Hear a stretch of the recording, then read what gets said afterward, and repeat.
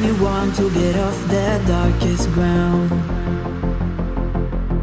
but gravity pulls you straight down. Earth from a bird's eye view. You should grow feathers and see this too.